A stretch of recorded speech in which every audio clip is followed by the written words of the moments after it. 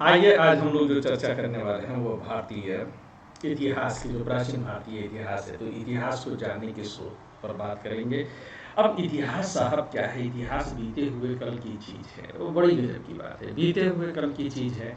तो बीते हुए कल को आज लिखना है, तो अगर आज लिखना है तो फिर जाहिर सी बात है कि मन से तो चीज़ें लिखी नहीं जाएंगी। हालांकि आजकल देश में मन की बात बहुत अधिक होने लगी है। कुछ लोग कहने लगे हैं, चर्चा हो रही थी, तो बोले कि अब तक इतिहास गलत लिखा गया है, अब सही इतिहास लिखा जाएगा। हमने कहा जी बदरुद्दीन जी आप सही कह रहे हैं। तो कह रहे हैं कि बदरुद्दीन जी मेरा नाम नहीं है। हमने कहा क्या बात कर रहे हैं, आपके पिताजी का नाम कमरुद्दीन नहीं है और इसी तरह से 2-3 पीढ़ी का नाम लेकर के तो कह रहे क्या मजाक कर रहे हैं मेरे साथ, मैं फलाना हूँ, हिंदू अपने आप को जो है बताने लगे हुए थे। तो मैंने कहा कि नहीं, अभी तक आपको पता नहीं कि आपका इतिहास गलत आपको बताया गया है, सही इतिहास आपका अब बताया जाएगा। बुरा लोग मान जाते हैं, खैर तो सर, क्या इतिहास में कोई ऐसी चीज नहीं है जो मतलब मनगढ़ंत बताई गई हो? अब फिलॉसफी आप पढ़ रहे हो निधि, ये बात कोई जो है ना, पता है मैं एक निष्कर्ष पे पहुंचा हूँ बड़ी चर्चा करने के बाद। आवाज आ रही है ना मेरी एकदम दुरुस्त? जी यस सर। तो मैंने ये समझा है कि आप बाकी कुछ भी पढ़ लीजिए, एमबीए कर लीजिए, बीटेक कर लीजिए, एमबीबीएस कर लीजिए, हिंदी पढ़ लीजिए, भूगोल पढ़ लीजिए, कुछ भी पढ़ लीजिए, आप व्यवहारिक रूप से तो जी सकते हैं। लेकिन अगर एक सुंदर, आदर्श और विचारपूर्ण जीवन, सार्थक जीवन जीना है तो ऐसा दर्शन शास्त्र पढ़ने के बाद ही जी सकते हैं। आज तक कोई दर्शन शास्त्री असफल नहीं रहा है।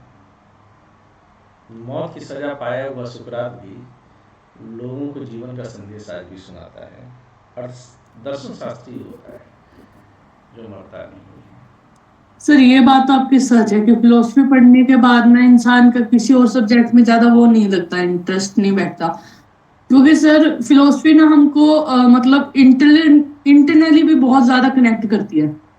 हाँ, अब ये जिंदगी में बहुत सारे कष्टों से आपको मुक्त दिला देती है, आपके ऊपर बहुत पर अभी नहीं, नियंत्रण प्रदान करती लेकिन जब मिलेगी ना तो उससे पहले हम बहुत कुछ सीख जाएंगे। है। या एग्जैक्टली, तो मैं बता रहा था आप लोगों को कि कोई और इस बात को कहे कि क्या जो है मनगढ़ंत चीजें नहीं होंगी। अब आपने शून्यवाद पढ़ा नहीं थी? Yes sir. अब शून्यवाद क्या कहता है कि watch ever you are seeing or watch ever you are knowing, that is mere, that is completely your perception, that is the creation of your mind. Absolute truth cannot be known. हम इस संसार में जो कुछ भी देखते हैं, हम इस संसार में जो कुछ भी जानते हैं, हे पुत्री, वह सब हमारे अपने ही दिमाग की उपज होती है, हमारे अपने ही मस्तिष्क की उपज होती है। उससे भिन्न, उससे बाहर कोई भी चीज है ही नहीं। क्योंकि जो वस्तुतः सत्य है वह तो शून्य है, वह तो निर्गुण है, वह तो निर्विकार है, वह तो अनिर्वचनीय है। इसका मतलब कि इस दुनिया में हम किसी भी चीज को देखते हैं तो वह हमेशा हमारे अपने पक्षपाती दिमाग का निर्माण होता है। एक ही चीज को कोई अच्छा कह सकता है, कोई बुरा कह सकता है। अब एक लड़की है आजकल, उर्फी जावेद, अजीब अजीब तरीके के कपड़े पहनती है। अब लोग उसका विरोध कर रहे हैं, तो बहुत सारे लोग उसका समर्थन भी कर रहे हैं, कह रहे हैं उसका शरीर, उसकी इच्छा, वो पहने चाहे न पहने। अब पहन तो रही है ना, भले ही कबाड़ से जो है सामान बटोर बटोर करके बनाती है, पर मुझे तो उसका कॉन्फिडेंस बड़ा अच्छा लगता है पर सही क्या है, गलत क्या है, तो ये हमारा दिमाग जो है ये हमको कभी जानने ही नहीं देगा। यह हमेशा हमारे साथ एक बड़ा गेम खेलता है, जानने ही नहीं देगा आपको, और आप हमेशा इसमें उलझे रहेंगे कि क्या सही है क्या गलत है। निष्पक्ष रूप से चिंतन उन्हीं के लिए संभव है जिन्होंने कि प्रत्यक्ष रूप से सत्य को देखा हो। अकबर किसी के लिए बढ़िया हैं तो किसी के लिए बुरे हैं, गांधी किसी के लिए अच्छे हैं तो गांधी किसी के लिए बुरे हैं। तो इतिहास को कैसे जो है कोई निष्पक्ष तरीके से लिख सकता है? तुम अपने सामने जो दीवार देख रही हो निधि ना, वो दीवार भी मनगढ़ंत है। और जिस दिन तुम्हारा दिमाग इस बारे में बिना किसी संदेह के तय हो जाए कि सामने दीवार नहीं है और उसको पार किया जा सकता है, तुम पार कर जाओगी। मतलब सर कहने का कि हर बंदे का अपना अपना नजरिया है देखने का। हर सत्य जो है वो सापेक्षिक भी है और सत्य निरपेक्ष भी है। Okay sir. निरपेक्ष सत्य ही जो है वह सबका एक जैसा है, बाकी जो है सापेक्षिक सत्य हर किसी ने अपना अपना गढ़ा है। हमारा दिमाग जिन चीजों को मानना चाहता है उसके पक्ष में तर्क गढ़ देता है। सर वैसे एक चीज तो है कि ना, जैसे हम कोई भी चीज को अगर मतलब हमारे से अगेंस्ट चली जाए ना, तो हम उसको एक्सेप्ट करने में ना असफल, मतलब कह सकते हैं कि हम उसको एक्सेप्ट नहीं कर पाते हैं। क्यों? क्योंकि हमारा दिमाग जो चाहता है हम सिर्फ उसी चीज को सुनना पसंद करते हैं। एग्जैक्टली। अब जैसे अडानी है, अडानी ने देश को लूट रखा है, ये तो तय हो चुकी है अब तक बात, ठीक है ना? आप कोई संपत्ति ही नहीं आपकी, तो आप इतना ऊंचे गए कैसे? अब अडानी का जो नुकसान हुआ है उस नुकसान की भरपाई देखिए, जब से अडानी को नुकसान हुआ तब से चीज़ों की कीमतें लगातार बढ़ने लगी हैं। कहीं पर जो है एयर ट्रैफिक बढ़ रहा है, तो कहीं पर जो है गैस की कीमत बढ़ रही है, कहीं पर कुछ हो रहा है, और चीज़ों की कीमतें लगातार बढ़ाई जा रही हैं। अभी सुनने में आया है कि जो टोल टैक्स है वो भी बढ़ेगा, यानी कि अब आपको जो है उस नुकसान की भरपाई करनी है। पैसा खींच के कौन ले गए? विदेशी ले गए, और भरपाई उसकी आम जनता कर रही है, उसकी भरपाई आप करेंगे। लेकिन अभी भी बहुत सारे लोग होंगे जो उनको लगता होगा कि नहीं, अडानी के ऊपर जो है आक्रमण किया जाना, देश के ऊपर आक्रमण है, विदेशी संस्थाएं ऐसा करती हैं, फलाना है, ढिमाका है। तो इसका मतलब क्या हुआ कि जो अडानी के सपोर्ट में होंगे वो अडानी के सपोर्ट में ही रहेंगे, और जो अडानी के विरोध में है, भले अडानी जो है गंगा में जो है सर डुबा करके कसम खा करके बोले, नहीं मानने वाला तो नहीं मानेगा, ठीक है ना? yes, तो इसलिए अंतिम सत्य हम नहीं कर सकते, हम व्यवहारिक सत्य पर ही जो है बात करेंगे। और व्यवहारिक सत्य को जानने के लिए इतिहास में जो है कई तरह के जो है प्रमाणों को जुटाया जाता है, लेकिन इन प्रमाणों को जो है हम दो तरीके से जुटा सकते हैं। एक तो पहले की कुछ चीजें जो है हमको मिल जाएं, जैसे कहीं पर कोई बिल्डिंग मिल जाए, कहीं पर कोई जो है स्नानागार मिल जाए, कहीं पर कोई जो है सिक्का मिल जाए, कहीं कोई मूर्ति मिल जाए, तो एक जो है वो तरीका है। और दूसरा ये है कि उस समय जो लोग हुए हैं उन्होंने जो लिखा,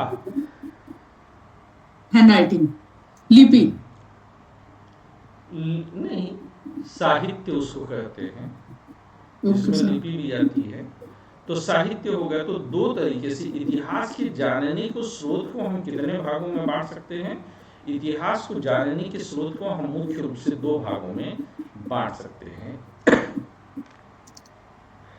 कौन कौन से वो दो स्रोत हैं? तो एक साहित्यिक स्रोत कहलाता है और दूसरा जो है पुरातात्विक स्रोत कहलाता है। तो जो चीजें मिलती हैं वो पुरातात्विक स्रोत में आती हैं और जो लिखा गया है वो साहित्यिक स्रोत के रूप में आते हैं, ठीक है? कॉमन सी बात है, इसमें कोई बहुत जो है टिम्बकटू वाली बात नहीं है।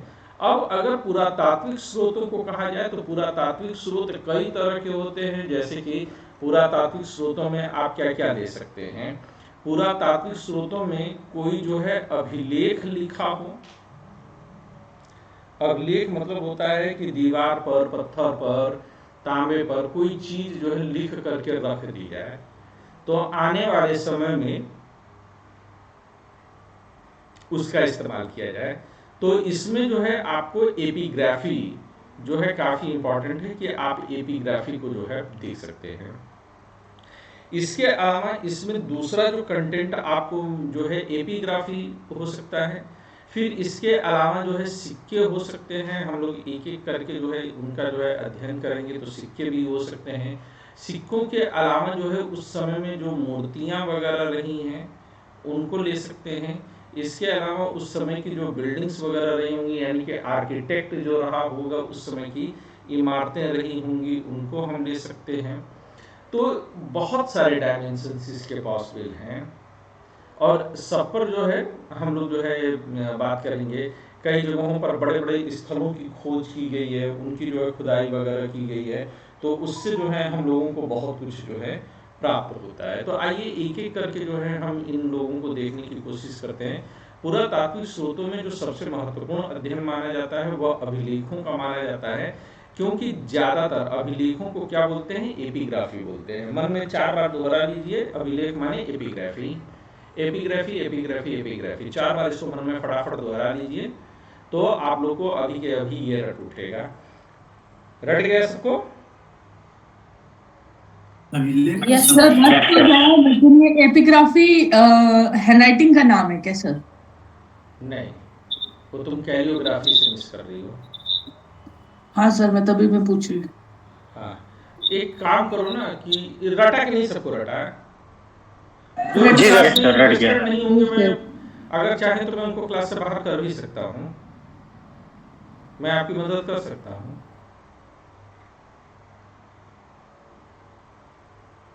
रट लिया सर। खुशी, प्रीति, बोला जी सर, रट ली, बताइए। Yes sir. ना मन करे तो बोल दिया करो, हम तुरंत बाहर कर देंगे। ठीक है ना? तुम्हारे पास जो है भगवान ने ताकत दे रखी कि तुम किसी को भी अंदर कर सकती हो। भगवान ने मुझे ताकत दे रखी कि मैं किसी को भी बाहर कर सकता हूँ। ठीक है? तो हम दोनों अपने अपने सर क्या ऐसा हो सकता है? क्या बाहर करके? मैं तुम्हें अभी को बाहर करके दिखा दूं। नहीं सर, बाहर तो हो सकता है, लेकिन अंदर कोई कर सकता है क्या? अंदर क्यों नहीं कर सकता है? बिल्कुल किया जा सकता है, फटाफट किया जा सकता है। ठीक है ना? तुम बस सामने जाओ, किसी भी जो है पुलिस वाले को देखो, 2 थप्पड़ घसीट करके मार दो, तुम तुरंत अंदर हो जाओ। Okay sir. ऐसे नहीं बेटा, किसी के कहे सुने पर कभी भी कोई बात मत मानो। Okay sir. फिलॉसफी की स्टूडेंट हो ना, साइंस कहता है कि एक्सपेरिमेंट करो, पहले इस्तेमाल करो, फिर विश्वास करो। कहा सुनी बात मान लोगे तब तो जो है तुम अंधभक्त हो जाओगे। यस सर, बिल्कुल। है ना? तो अभी क्लास जब खत्म हो जाए तो जाकर के किसी पुलिस वाले को देख के घसीट के मार देना है। सर उसकी जरूरत नहीं है, मेरे पापा खुद ही पुलिस में है। पापा को मत मारना, तू तो ज्यादा ही सीरियस हो गई। नहीं सर, पापा को मारेंगे नहीं, वो वैसे ही अंदर करने के लिए तैयार रहते हैं। ठीक है, ठीक है। अभिलेखों के अध्ययन को क्या कहा जाता है? एपिग्राफी कहा जाता है। ये याद हो गया कि नहीं हुआ? हो गया? यस सर, याद हो गया। यस सर, याद हो गया। अच्छा, अब चलो इसको भुला करके दिखाओ कि अभिलेखों के अध्ययन को एपिग्राफी कहा जाता है। कोशिश करो 3 बार कि तुम इसे भूलने की कोशिश करो।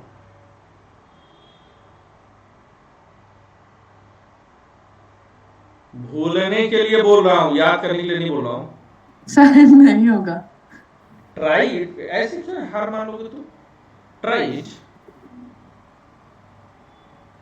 अभिलेख बहुत छोटा सा तो काम है कि अभिलेखों के अध्ययन को एपिग्राफी कहा जाता है, इसको भुला दो।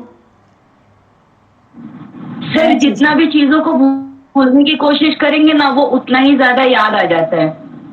तो तू पूरा का पूरा फिलॉसफी एक बार में क्यों नहीं जो भुला देती?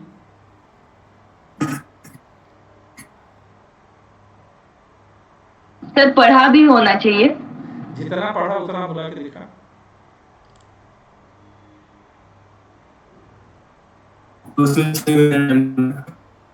हिंदी बताओ, तुम जादू की तरह मत बोला करो। भुला कर तुम लोग मेरे कहने से एक छोटा सा काम नहीं कर सकते हो। अभिलेखों के अध्ययन को एपिग्राफी कहते हैं, इसे भुला करके दिखाओ। ओके सर, बोल गए। टीचर से झूठ बोलोगे? सर झूठ कैसे बोलेंगे, एपिग्राफी की जगह हम कैलीग्राफी यूज कर लेते हैं। ये तो जब याद है तब ना उसकी जगह दूसरा इस्तेमाल करोगे। तो सर ये तो पॉसिबल नहीं हो सकता है। कोशिश करो। मैंने तुम लोग से क्या बोलने के लिए बोला है कि अभिलेख के अध्ययन को एपिग्राफी कहते हैं। तो अभिलेखों के अध्ययन को एपिग्राफी कहते हैं, ये भुला नहीं पाओगे तुम लोग। नहीं सर, नहीं होगा। सर ये कल तक तो बोल सकते हैं, लेकिन एग्जैक्ट अभी नहीं बोल सकते। सर ये तो इम्पॉसिबल है सर। कल तक क्या अब तो कल तक भी नहीं भूल पाऊंगे। अब ऐसा अब तो हो लगता है गया कभी नहीं ना, बोल तो नहीं भूल पाऊंगी। तेरा तो कोई चक्कर ही नहीं है अनु।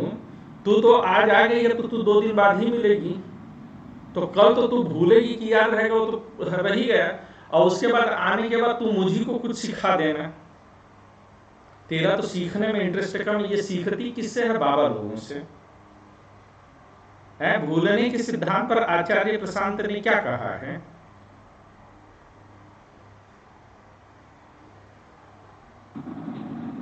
कोशिश नहीं करना चाहिए सर, जितना भूलने की कोशिश करेंगे उतना ही याद आएगा। तो यूपीएससी के स्टूडेंट को क्या करना चाहिए? सर एक सवाल है सर, हैं? तो ये याद हो जाएगा तो फिर कंफ्यूजन हो जाएगा सर। क्या करो? ये याद हो जाएगा अभिलेख में क्या क्या है सर। अगर साहित्यिक को अलग कर दे रहे हैं सर, तो अभिलेख में तो साहित्य अभिलेख, ये साहित्यिक तो अभिलेख कहते हैं सर, जो पहले से अभिलेखित रखे हुए हैं। अभिलेख के विशेष उद्देश्य हैं और उन विशेष उद्देश्यों के बाहर नहीं जाते हैं हम। ठीक है ना? ये याद हो गया ना? मेरा इतनी देर तक रुकने का पर्पस यही था कि ये शब्द आते हैं और भूलते हैं। ठीक है ना? ये तभी जो है इनको साहित्य तब रखा जाता है कि जब वह एक विशिष्ट शैली में किसी विशेष जानकारी को, या जो है साहित्य का मतलब ये होता है कि वह किसी भी तरह के जो है ज्ञान के विशेष उद्देश्य के लिए लिखे गए हैं। लेकिन जो अभिलेख होते हैं ये विशिष्ट रूप से किसी की प्रशंसा में ही लिखे जाते हैं। ठीक है? और ये छोटे जो है किसी जो है पत्र वगैरह पे लिखे जाते हैं जिसमें 15, 20, 25, 30 लाइन ही होती हैं। ठीक है? इनको उत्कीर्ण करवाया जाता है। तो ये जो है पत्थर की शिलाओं पर हो सकते हैं, खंभों पर हो सकते हैं, तांबे के पत्रों पर हो सकते हैं, दीवारों पर हो सकते हैं, प्रतिमाओं पर हो सकते हैं, कहीं पर भी हो सकते हैं। साहित्य एक बड़ी रचना होती है। हालांकि अब लघु साहित्य का भी दौर चला है, लघु कथाओं का भी दौर चला है, लेकिन आपको पता है कि जो लघु साहित्य, लघु कथाएं होते हैं वो किसी जानकारी के उद्देश्य के लिए नहीं होते हैं। ठीक है सूरज?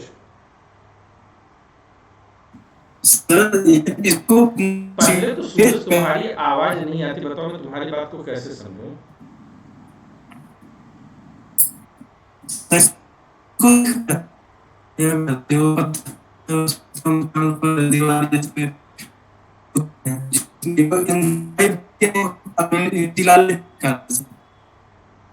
ठीक है, तो मैं सूरज तुमको म्यूट कर दूं?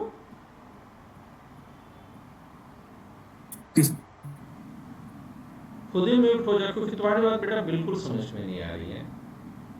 ठीक है ना? तुम लिख दोगे तो भी जो है हम लोग समझने की कोशिश करेंगे। सबसे प्राचीन जो अभिलेख प्राप्त हुए हैं वो मध्य एशिया के बोगज़कोई से प्राप्त हुए हैं। ये मतलब समझ लो कि ईरान में जगह पड़ी बोगज़कोई, और इसमें जो अभिलेख हैं उनमें बहुत सारे ऐसे जो है नाम मिले हैं जो वैदिक देवताओं के नाम से मिलते हैं। अच्छा, अभिलेखों का भी मतलब यहाँ पर हम किससे ले रहे हैं?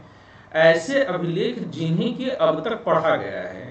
सिंधु घाटी सभ्यता से भी एक ऐसी पट्टिका मिली है जिस पर कि कुछ लिखा हुआ है, या वहाँ की दीवारों पर जो है लिखे हुए कुछ चीजें मिली हैं, पर हमें एग्जैक्टली नहीं पता कि उनमें क्या लिखा हुआ है। तो जब ये सबसे प्राचीन अभिलेख के बारे में बात कर रहे हैं मध्य एशिया के बोगसकोई से, तो ये ऐसे हैं जिन्हें कि अब तक पढ़ा जा चुका है। और इनकी विशिष्टता क्या, क्यों बोगसकोई का नाम बार बार लिया जाता है, इसका बहुत इंपॉर्टेंस है। एक तो इसमें जो है वैदिक देवताओं के नाम लिए गए हैं, तो वैदिक देवताओं के नाम से क्या अर्थ निकलता है? ये अर्थ निकलता है दो। पहला तो ये हो सकता है कि भारत में, अब देखिए, अगर बोगसकोई से आपको जो है कुछ अभिलेख मिले हैं, तो आप क्या कह सकते हैं कि इसमें जो है वैदिक देवताओं के नाम मिले हैं। क्या है? वैदिक देवताओं के नाम। अब अगर वैदिक देवताओं के नाम देखें तो कौन से हैं? मित्र हैं, वरुण हैं, इंद्र हैं, नासत्य हैं। तो इनका जो है नाम मिलता है। नाम मिलने से लोगों ने ये कहा कि यह जो भारत में आर्य आए हुए थे, ये इधर बोगसकोई के रास्ते होकर के ही आए होंगे, तभी तो यहां पर नाम मिल रहा है। इसको एक और तरीके से देखा जाना चाहिए कि क्या यह संभव है कि आर्यों की संस्कृति का विस्तार किसी कारण से इन क्षेत्रों की तरफ भी हुआ होगा, या आर्यों का प्रभुत्व इन क्षेत्रों में भी रहा होगा। अगर प्रभुत्व रहा होता तो और भी, जैसे कि उस जमाने की कुछ और चीजों का भी यहाँ पर मिलना जरूरी था। क्या मिली है, इस पर आगे चर्चा करूंगा। और अगर आर्य इस साइड से आए, बोगसकोई से उल्टा मान ले, तो फिर जाहिर सी बात है कि आर्य संस्कृति में कुछ और चीजें ऐसी मिलनी चाहिए थी जो मध्य एशिया के उस जमाने में रही होंगी, लेकिन हमें उसका भी कोई साक्ष्य नहीं मिलता है। तो क्या सिर्फ नामों के मिलने मात्र से ही बोगसकोई के, मध्य एशिया के बोगसकोई और मध्य भारत के आर्य संस्कृति के मध्य कोई संबंध स्थापित कर लेना चाहिए? यह एक विवादास्पद प्रश्न है। जब वैदिक साहित्य पढ़ेंगे, वैदिक इतिहास काल पढ़ेंगे, तब मैं इस बात पर जो है चर्चा करूंगा। लेकिन आपकी क्रिटिकल थिंकिंग इस दिशा में चलती रहनी चाहिए। चलती रहनी चाहिए कि नहीं चलती रहनी चाहिए? Yes sir. Yes sir. Yes. तो इस लाइन का मतलब समझ में आया? जी सर। इस पर किसी का कोई प्रश्न?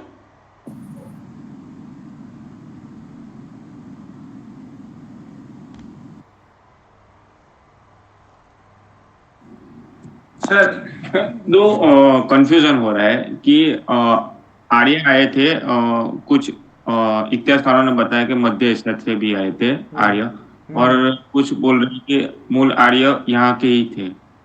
तो आर्य की संस्कृति जो मिलनी चाहिए मध्य एशिया से आए हुए, तो मध्य एशिया से कुछ ना कुछ तो मिलना चाहिए ना। जैसे अभिलेखों की अभी जिक्र कर रहा है, ये एक दो मिले, उसके अलावा भी कुछ मिलने चाहिए संस्कृति। मैं स्पष्ट तौर पर कह रहा हूं कि इस पर जो है हम लोग जब आर्य संस्कृति पढ़ेंगे तो चर्चा करेंगे। जी सर। ठीक है ना? अभी उस पर चर्चा करके क्या करेंगे। भारत में सबसे प्राचीन अभिलेख किसके मिले हैं? तो ये 300 ईस्वी पूर्व के मिले हैं। ठीक है ना?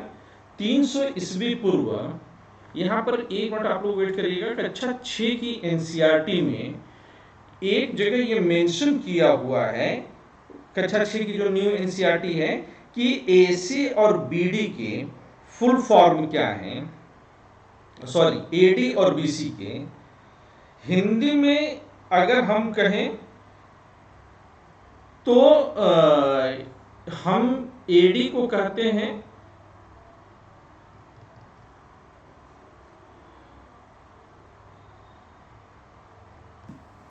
ईसा के जन्म के बाद, ईसा के जन्म के पहले, एडी, और ईडी ईसा के जन्म के बाद।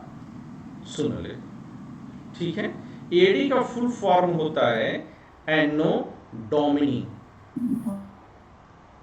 ठीक है, मतलब ईसा मसीह के जन्म के बाद होता है, ठीक है। ये मतलब उनका Yes, sir. जन्म का जो वर्ष होता है वहां से शुरू करते हैं। और बीसी का मतलब क्या होता है? बीसी का मतलब होता है बिफोर क्राइस्ट, यानी कि ईसा के जन्म के पहले। तो अगर आप फुटकर किस्म का एग्जाम देना चाहते हैं, जैसे कि गुजरात पीसीएस का एग्जाम देना चाहते हैं, हल्के किस्म के जो एग्जाम हैं, राजस्थान का एग्जाम आप देना चाहते हैं, या फिर आप जो है थोड़ा सा जो है लोअर सबऑर्डिनेट वगैरह टाइप के एग्जाम देना चाहते हैं, तो फिर वहां पर जैसे हरियाणा का एग्जाम है, निधि हो सकती है, तो यहाँ पर एडी और बीसी का मतलब आप लोग के लिए इंपॉर्टेंट हो सकता है। क्लास 6 की एनसीईआरटी का पहले चैप्टर में ही बॉक्स में जो है इसका जिक्र किया गया है। All done? जी सर। Yes sir. जी सर। तो अब यहां पर इन्होंने क्या कहा? इन्होंने कहा कि अशोक का जो है ये करीबन 300 ईसा पूर्व के लगभग है। अच्छा, एक चीज और मैं आप लोगों की मदद के लिए बोलूं कि जब भी इतिहास की घटनाओं को आप पढ़िए तो कुछ विशिष्ट तारीखों को दिमाग में बैठा लीजिए, और बाकी जो उसके आसपास की घटनाएं हैं उसके क्रम में ये याद रखने की कोशिश करिए कि ये इसके बाद हुआ है। सिकंदर का आक्रमण कब हुआ? तो सिकंदर का आक्रमण 326 ईस्वी के ईसा पूर्व के आसपास हुआ है। तो अशोक का शासनकाल जाहिर सी बात है कि इसके बहुत बाद का होगा। जी सर। ठीक है, एक मोटे तौर पर मैं इस तरह से मानने के लिए कह रहा हूं, एग्जैक्ट डेट नहीं दे रहा हूं। इसी तरह से तो पूरा का पूरा मौर्य वंश कहां चलेगा? वह 320 ईस्वी के बाद से लेकर के आपका करीबन जो है 50-60, अब 300 में अगर अशोक है तो 50 साल और, मतलब 250 ईस्वी के ईसा पूर्व के आसपास मान लीजिए। इसी तरह से अगर आपको गुप्त वंश देखना हो तो गुप्त वंश का काल भी जो है आप इसी तरह से आगे पीछे करके देख लीजिए।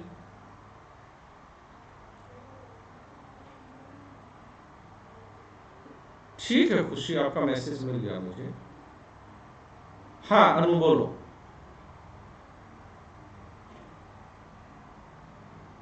सर गलती से हो गया। D.R. भंडारकर नामक विद्वान ने केवल अभिलेखों के आधार पर ही अशोक का इतिहास लिखने का सफल प्रयास किया। तो यह महत्वपूर्ण बात है, इसको जरूर से जरूर अपने दिमाग में बना करके रखिएगा। जी सर। ठीक है, D.R. भंडारकर का अशोक के अभिलेख ब्राह्मी, खरोष्ठी, यूनानी और अरमाइक लिपियों में मिलते हैं। तो हम लोगों ने इसके पहले वाला पॉइंट क्या देखा था कि सर्वप्रथम दयाराम साहनी ने जो है केवल अभिलेखों के आधार पर अशोक का पूरा इतिहास लिखने का प्रयास किया। ये पॉइंट याद हो गया सबको? सर दयाराम साहनी ने, दयाराम साहनी ने थोड़ी लिखा। किसने लिखा फिर? B.R. अम्बेडकर। अम्बेडकर ने? B.R. अम्बेडकर? नहीं, अम्बेडकर। D.R. भंडारकर सॉरी। अच्छा चलो ठीक है। हाँ कुछ कहना चाह रही हो? पता नहीं, सूरज और प्रीति में कौन है? सर ब्राह्मी और खरोष्ठी लिपि में सर अंतर क्या है? अंतर करेंगे, ठीक है। ब्राह्मी और खरोष्ठी में अंतर इनकी जो है ना सिर्फ लिपि लेखन शैली में जो है कि बाएं से दाएं की ओर चलती है कि दाएं से बाएं चलती है। खरोष्ठी जो है वो दोनों तरफ से चलती है, ब्राह्मी जबकि बाएं से दाएं तरफ चली है। ठीक है ना? और पूरा डिटेल जो है इस पर जाएंगे। इनके जो अभिलेख है वो मास्की, गुर्जरा, निट्टूर और उदय गोलाम से जो है अभिलेख इनके कई सारे मिले हैं। तो उनमें से जो है मास्की, गुर्जरा, निट्टूर और उदय गोलाम से जो प्राप्त हुए हैं उनमें अशोक का नाम स्पष्ट रूप से अशोक ही लिखा गया है, जबकि जो उसके अभिलेख अन्य अभिलेख मिले हैं उसमें उसका नाम देव नाम पियदसी रखा गया है। देव नाम पियदसी का मतलब क्या हुआ कि देवताओं को प्यारा हो। अब देवताओं को प्यारा होने से दो अर्थ लिए गए हैं। एक तो देव नाम पियदसी से मतलब ये लोग लिखते हैं कि देवताओं को प्रिय है, इसका मतलब कि वह जो ब्राह्मण धर्म था उस समय में या वैदिक धर्म था उसको अशोक ने पूरी तरह से नहीं छोड़ा है। हालांकि ये बात समझ में आ रही है कि इसका मतलब कैसे है? जी सर। Yes sir. हालांकि जो बौद्ध हैं वो कहते हैं कि देव नाम प्रियदर्शी होना यह जो है बौद्ध उपाधि भी है, लेकिन ज्यादा स्ट्रॉन्ग सेंस यही कहा जाता है कि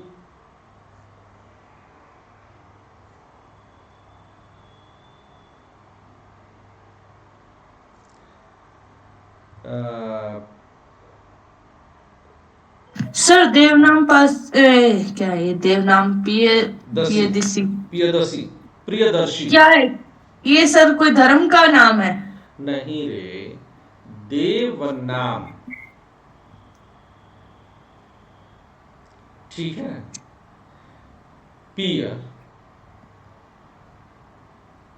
दसी ये थोड़ा सा गलत हो गया लिखने में, मैं इसको करेक्ट कर दूं। मुझे लग रहा था कुछ गड़बड़ हो रहा है, थोड़ा सा भाई साहब पीछे चलिए। तो ये है देव नाम पियदर्शी, ठीक है ना। देव नाम पियदर्शी कहे जाने का मतलब क्या हुआ कि देवताओं को पियदर्शी शब्द को जो है हम लोग लिख सकते हैं पियदर्शी बराबर प्रियदर्शी,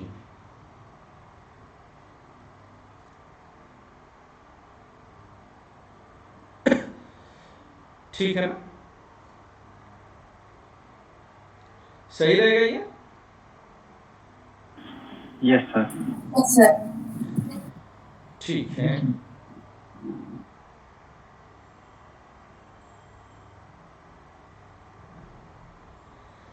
एक मिनट में आप लोगों को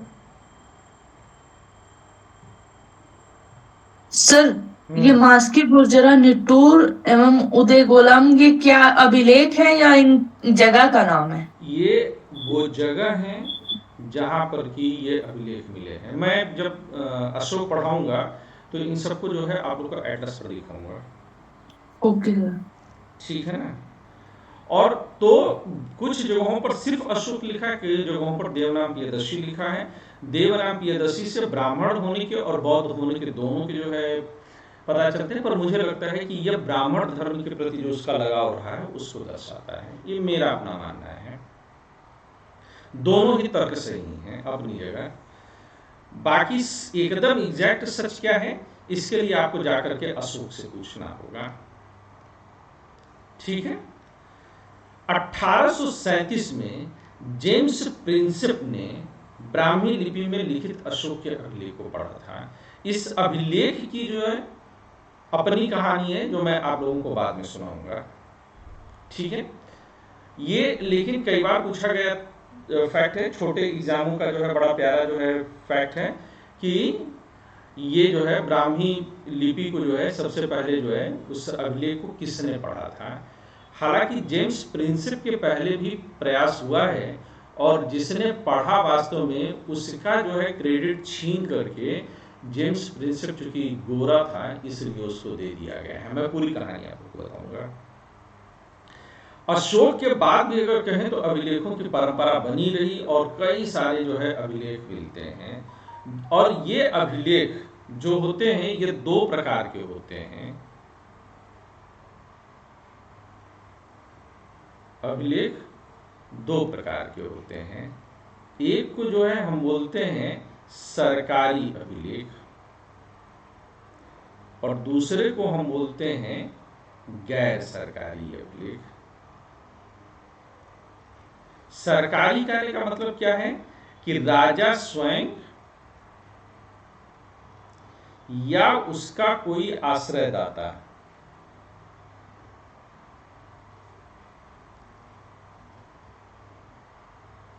आश्रयदाता सर सेनापति वगैरह कोई? कवि भी हो सकता है, सेनापति भी हो सकता है, दरबार में कोई भी हो सकता है। जैसे ओके।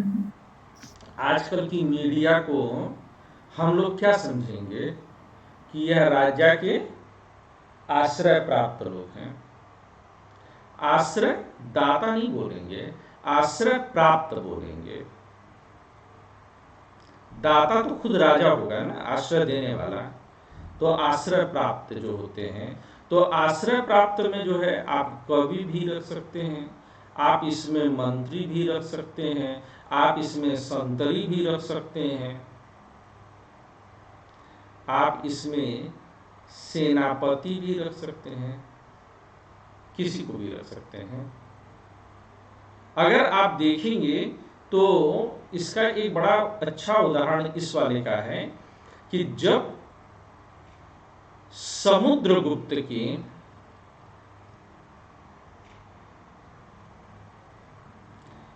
राजकवि, इनके मंत्री भी थे, हरिशेन ने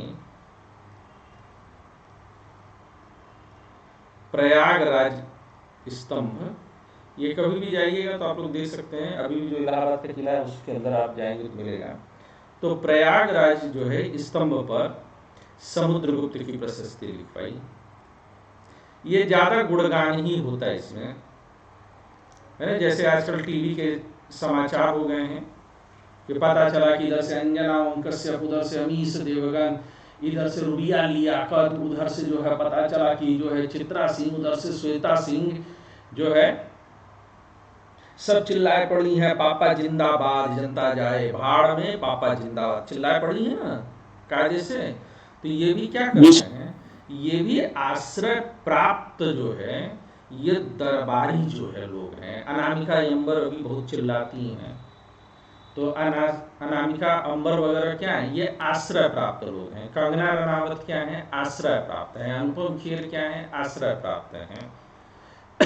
आश्रय प्राप्त वो किसी सरकारी पद पर हो भी सकता है, नहीं भी हो सकता है, अन्यथा भी राज्य लाभ दे सकता है। गैर सरकारी जो होते हैं, तो जैसे कि कोई राजदूत आया तो और उसने किसी और के बारे में जानकारी दी, तो जाहिर सी बात है कि अगर राजदूत अपने राजा की जानकारी देता है तब तो उसे सरकारी अभिलेख मानेंगे, लेकिन वह कहीं और पर जाकर के कोई और बात कहता है तो गैर सरकारी मानेंगे। तो इसमें यमन राजदूत हेलियोडोरस का जो है अभिलेख वो काफी इंपॉर्टेंट माना गया है।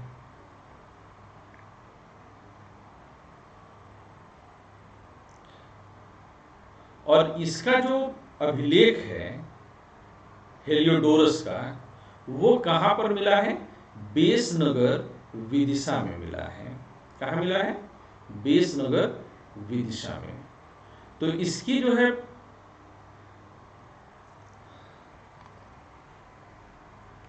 खासियत क्या है, इसकी खासियत ये है कि यह जो अभिलेख दिया जा रहा है यह गरुड़ स्तंभ के रूप में है, यानी कि उसके शीर्ष पर गरुड़ बने हैं।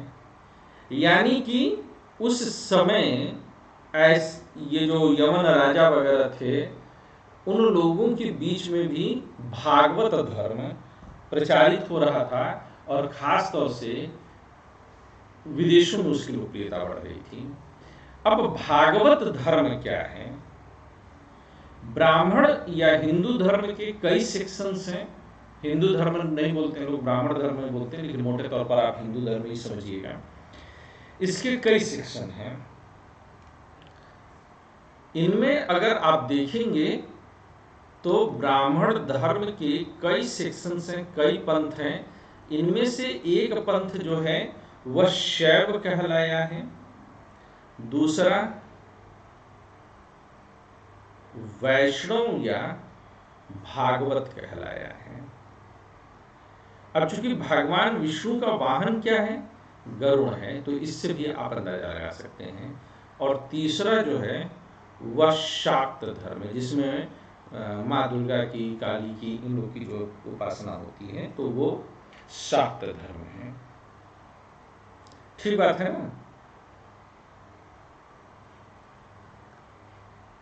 Yes sir. अब इसी पॉइंट को जो है, ये थोड़ा सा जो है आप लोग इस चार्ट को देख लीजिएगा, चोरी का ही है, आप लोगों के लिए इस्तेमाल किया है।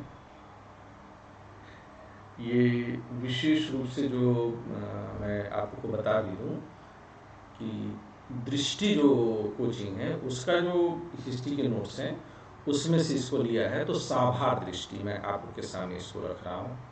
ठीक है। प्राचीन भारतीय इतिहास के जो अध्ययन के स्रोत हैं, अच्छा इसमें दिया हुआ है, उसको पुरातात्विक भी बता सकते हैं और हम लोग जो है उसको साहित्यिक भी बता सकते हैं। पुरातात्विक के भेद क्या है? अभिलेख है, स्मारक और भवन है, सिक्के हैं, मूर्तियां हैं, चित्रकला है और मोहरे हैं। साहित्यिक स्रोत में जो है दो भागों में बांटा गया है, भारतीय साहित्य और विदेशी साहित्य। भारतीय साहित्य में धार्मिक साहित्य, धर्मनिरपेक्ष साहित्य और संगम साहित्य के रूप में बांटा गया है। विदेशी साहित्य को यूनान एवं रोम के लेखक, चीन के लेखक और अरबी लेखक। जो धार्मिक साहित्य हैं उनको भी जो है तीन तरह से बांटा गया है। एक है जो है ब्राह्मण साहित्य बोला गया है, यानी कि जो हिंदू धर्म से जो है सीधे सीधे कनेक्ट करते हैं। इनमें आपके जो है चारों वेद हैं, वेदों के साथ ब्राह्मण ग्रंथ हैं, आरण्यक है, उपनिषद है, वेदांग है। अभी देखिए यही वेदांग है जहाँ पर शिक्षा, कल्प, व्याकरण, निरुक्त, छंद और ज्योतिष है। तो मैं कई बार ये कहता हूँ कि मैं ज्योतिष तो का अध्ययन करता हूँ, लेकिन ज्योतिष का अध्ययन मूल रूप से वेदों के लिए है मेरा। उपवेद जो है वो आयुर्वेद, धनुर्वेद, गंधर्व वेद, शिल्प वेद आदि हैं। षड दर्शन, सांख्य, योग, न्याय, वैशेषिक, पूर्व मीमांसा, उत्तर मीमांसा, इन सब से रिलेटेड सवाल पूछे जाएंगे। महाकाव्य रामायण महाभारत, पुराण विष्णु पुराण, भागवत पुराण, शिव पुराण, गरुड़ पुराण, स्मृति मनु स्मृति, नारद स्मृति, याज्ञवल्क्य स्मृति, बहुत सारी स्मृतियाँ, केवल ये नहीं है, बृहस्पति स्मृति भी है, मनु स्मृति का नाम तो यहाँ पर यही दिया गया है। तो कई तरह की स्मृतियाँ हैं, तो सबका है। अगर बौद्ध साहित्य में देखें तो सूत्र पिटक, विनय पिटक, अभिधम्म पिटक, मिलिंद पन्नो, बुद्ध चरित्र, दिव्यावदान। अब जो लोग दर्शन शास्त्र पढ़ते हैं वो ये समझ सकते हैं कि जो दर्शन में उन्होंने पढ़ रखा है उसका कितना भयंकर इस्तेमाल होता है। जिन्होंने दर्शन शास्त्र नहीं पढ़ा है उनके लिए इन चीज़ों को समझना थोड़ा सा मुश्किल हो जाएगा, लेकिन जिन्होंने दर्शन पढ़ा है वो अच्छे से समझेंगे। जैन साहित्य में परिशिष्ट वर्मन, भद्रबाहु चरित्र, भगवती सूत्र, कल्प सूत्र। धर्म निरपेक्ष साहित्य में कौटिल्य का अर्थशास्त्र, कल्लड़ की राष्ट्रंगड़ी, पाणिनि का अष्टाध्यायी, विशाख दत्त का मुद्रा राक्षस, कालिदास का विज्ञान शाकुंतलम, मालविकाग्निमित्रम, रघुवंश, मेघदूतम, बाणभट्ट का हर्षचरित्र, कादंबरी आदि। संगम साहित्य में तिरुकुल, शिल्पाधिकार, मणिमेखलयी, जीवक चिंतामणि। इसमें से ये तीन मैंने पढ़ी हैं, शिल्पाधिकार, मणिमेखलयी और जीवक चिंतामणि। और शिल्पाधिकारम पर मूवी भी बन चुकी है, हिंदी में भी बन चुकी है और कन्नड़ में भी बन चुकी है। अमृतलाल नागर ने शिल्पाधिकारम का जो है हिंदी में ट्रांसलेशन भी किया। अगर किताब के रूप में आप पढ़ना चाहिए तो आप पढ़ सकते हैं। इनकी कहानी भी मैं आप लोग को डिटेल में बताऊंगा, शिल्पाधिकारम वगैरह की। ठीक है ना? और फुर्सत में रहिएगा तो शिल्पाधिकार वगैरह पढ़िए, अच्छा लगेगा आप लोग को। यूनानी लेखकों में जो है मेगास्थनीज, टॉलमी, हेरोडोटस, निरियाकस, अरिस्टोबुलस। चीनी लेखकों में फाइयान, वेनसांग, इनसिंग। और अरबी लेखकों में आपके अल सुलेमान, अल मसूदी और इब्न बतूता, वही जो जूता पहन के चलता था। ठीक है, तो ये पूरा एक नजर दौड़ा लीजिए। क्या आप लोगों को जो है ये पूरी तरह से समझ में आ गया?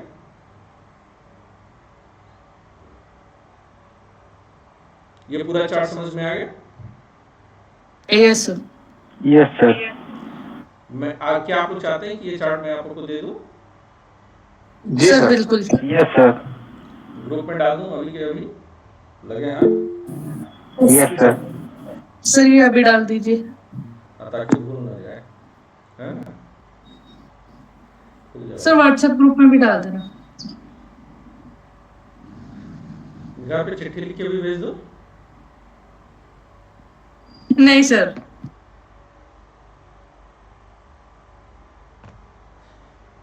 आदेश देने तो ये तो नहीं पीछे रहते ये सब। सर आदेश नहीं दिया, वो चार्ट इम्पोर्टेंट है तो इसलिए बोल दिया।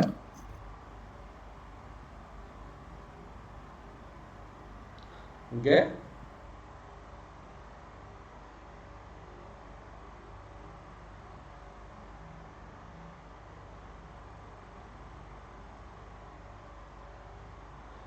अब स्मारक और भवन पर आवे, बिल्डिंग्स पर आवे, तो बिल्डिंग्स की खासियत ये होती है कि जितनी भी तरह की बिल्डिंग्स होती हैं तो प्रत्येक इमारत या भवन की बनावट जो होती है, यहाँ पे मेरी दो बातों को आप लोग याद रखिएगा। क्या आप लोग जो है किसी को भी पढ़ने की कला सीखना चाहते हैं मुझसे? जी सर। कि बिल्कुल सही। कैसे लोगों का दिमाग पढ़ा जाए। ये जो बागेश्वर धाम वाले बाबा हुआ करते हैं उस टाइप का नहीं, बढ़िया वाला, रियल में। जी सर। जी सर। तो सर उसमें तो आधा झूठ लगता है। मतलब आधा सच लगता है ना। कुछ हद तक सर सच लगता है, बाकी तो पाखंडी है। तो इस दुनिया में जो कुछ भी है सब सच और झूठ के बीच में, इस दुनिया में जो कुछ भी है सब पाखंड है। पाखंड की एक और हिंदी होती है प्रपंच। क्या इस दुनिया में कुछ भी सच है निधि? पूरी तरह से नहीं। तो मतलब पाखंड है इस दुनिया में। है भी नहीं भी सर, मानो तो है भी और नहीं मतलब मानो तो प्रपंच, फिर। ये इसी को तो प्रपंच बोलते हैं ना। बिल्कुल सर। तो वो बाबा कहाँ पर है? इसी दुनिया में, किस दुनिया के बाहर? इस दुनिया में है सर। तो वो बाबा कैसे होंगे फिर? वो भी उसी प्रपंच का हिस्सा होंगे ना। बिल्कुल सर। तो वो जो करेंगे वो भी तो वही प्रपंच होगा ना। Yes sir. तो फिर बाबा से ये उम्मीद करना कि वह सब कुछ सही सही कर देंगे, यह क्या कहलाएगा? भ्रम सर।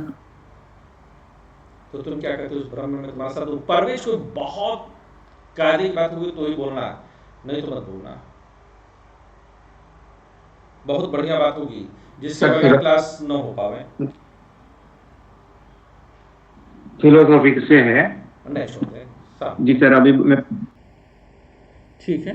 जैसे तो कि अभी मैं बहुत मौलाना- जरूरी चीज सिखाने जा रहा हूँ, वो सीखो। ठीक है, फिलॉसफी वाली ठीक है बात सर। फिलॉसफी की क्लास में लिख के रख लें। अब आजकल की तारीख में क्या होता है कि सब कुछ तो फ्लैट बन रहा है। बन रहा है कि नहीं बन रहा है? बिल्डर बनवा Yes, करके sir. दे रहा है। सबकी डिजाइन लगभग एक जैसी होती है कि नहीं होती है? Yes sir. ऐसे नहीं, दोनों हाथ उठा के बताइए। Yes sir. Yes sir. लेकिन जब लोग खुद से घर बनवाते हैं, अब यहीं पर कमाल की बात सीखिएगा। हम लोग के बीच में आर्किटेक्ट का ज्ञान रखने वाले हेमंत जी भी बैठे हुए हैं, वास्तु का ज्ञान रखते हैं ये। जी सर। तो इनकी सहमति हम लोगों के लिए आवश्यक होगी कि जब लोग खुद का मकान बनवाते थे तो आप मकान की बाहरी साज सज्जा और बनावट देख करके मकान मालिक के व्यवहार की आप जो है कल्पना कर सकते थे, या किसी मकान मालिक के व्यवहार को देख करके अगर उसने मकान बनवाया है तो उसके मकान की आप कल्पना कर सकते थे। सोच करके देख लीजिए आप लोग।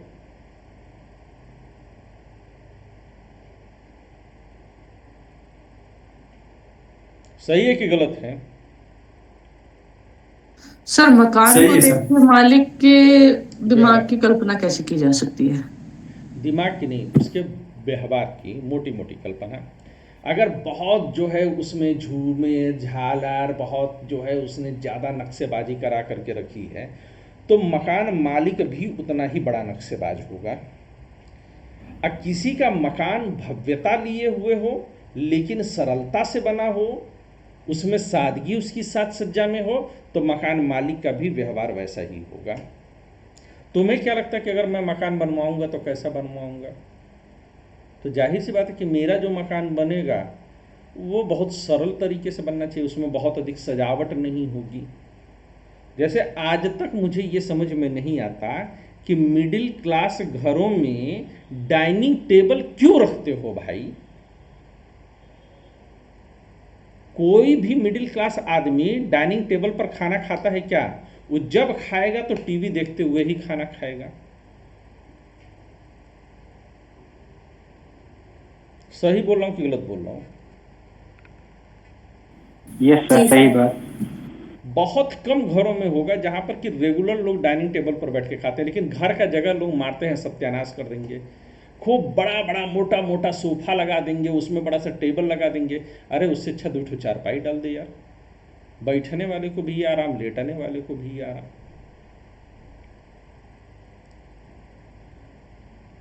सोफा पे कम वक्त न बैठते बनता है न तो लोटते बनता है।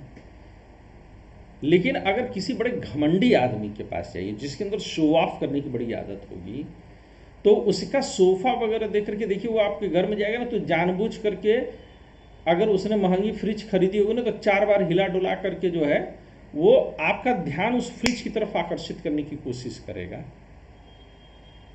बिल्कुल सर, ऐसा होता है ना? तो किसी के भी व्यवहार का आकलन करने के लिए ये बड़ा सिंपल सा तरीका है।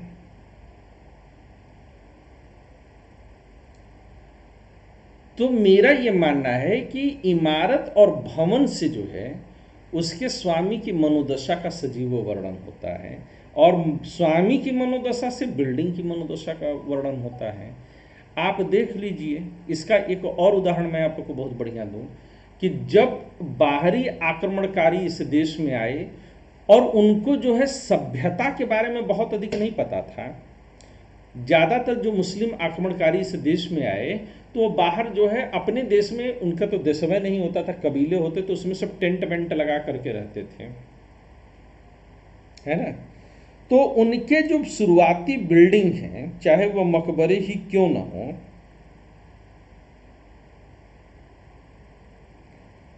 उनकी खासियत ये होती थी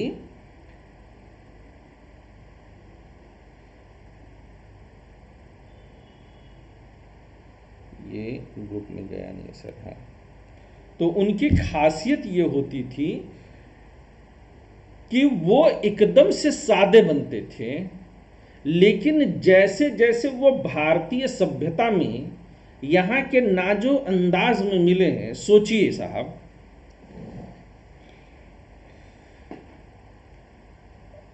जो मुस्लिम आक्रमणकारी अफगानिस्तान के साइड से आ रहे हैं, शुरुआती दौर में इनके यहाँ गांव में या शहर में बसने को जो है बुरा माना जाता था, और टेंट में बसना ये लोग जो है ज़्यादा शान की बात समझते थे।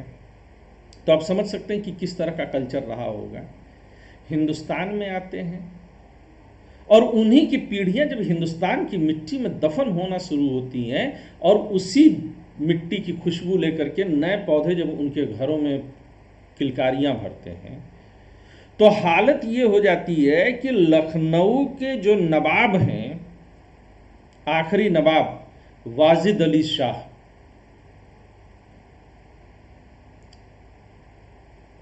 ये साहब इतने नाजुक थे, इतने नाजुक थे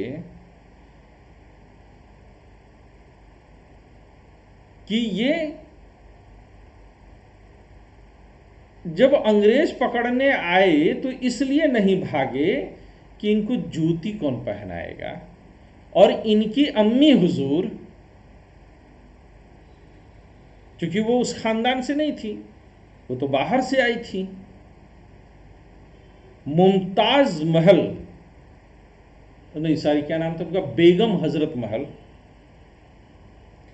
बेगम हजरत महल तलवार लेकर के अंग्रेजों से लोहा लेती हैं और हार जाने पर वह छिप करके नेपाल की तराइयों में, जंगलों में रह जाती हैं, लेकिन वो जो है कभी भी जो है अंग्रेजों के हत्थे नहीं चढ़ती और वहीं पर वह कफन दफन भी हो जाती हैं। लेकिन उन्हीं की औलाद जो कि उसी परंपरा में है। और आप बिल्डिंग भी देखिए कि जैसे जैसे वक्त गुजरा है, अगर आप तमाम आर्किटेक्ट को जाइए, आप दिल्ली में अगर हैं